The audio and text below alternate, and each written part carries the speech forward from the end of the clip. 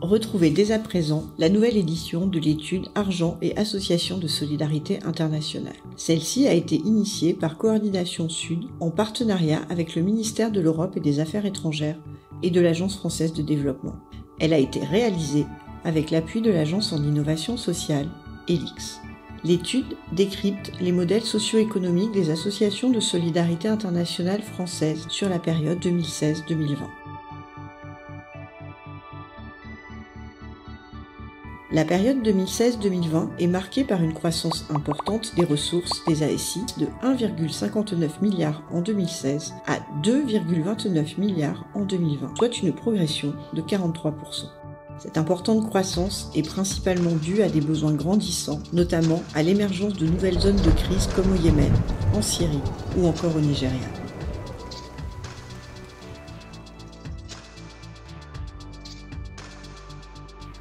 Phénomène nouveau sur la période, les ressources des associations de solidarité internationale françaises proviennent majoritairement de financements publics. Si d'autres acteurs associatifs ou du secteur de la solidarité font face à une raréfaction des subventions publiques, cela ne semble pas être le cas des associations de solidarité internationale, qui voient leurs ressources publiques progresser très fortement. Les 3/4 de ces ressources proviennent de financements internationaux, souvent liés à de gros programmes ou à des consortiums qui renforcent la complémentarité des organisations. Principale source de financement privé, la générosité du public représente 32% des ressources des ASI.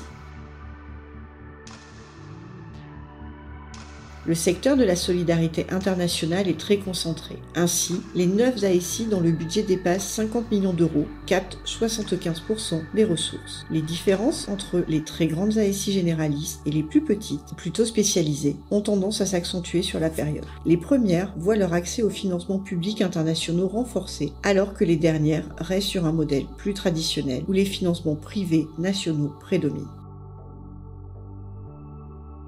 En dépit de la croissance des ressources du secteur, les équilibres économiques restent fragiles et la santé financière des ASI parfois délicate. Ainsi, plus d'une association de solidarité internationale sur 5 est déficitaire en 2020 et 26% d'entre elles ont cumulé plus de déficits que d'excédents sur la période.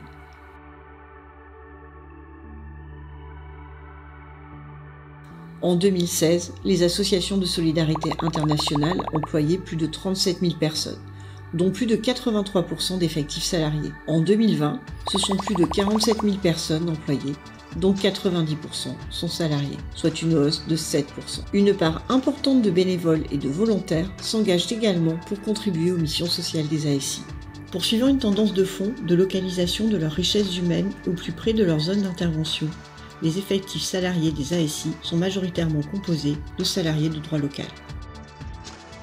Envie d'en savoir plus sur les modèles économiques des associations françaises de la solidarité internationale, sur leurs principales zones d'intervention, sur la répartition de leurs dépenses, de comprendre comment la forte croissance agit sur les ASI ou quel a été l'impact de la crise Covid, ou encore d'avoir un éclairage sur les évolutions des missions des ASI et leurs incidences sur la richesse humaine, autant de sujets abordés dans l'étude complète que vous pouvez consulter sur le site de Coordination Sud.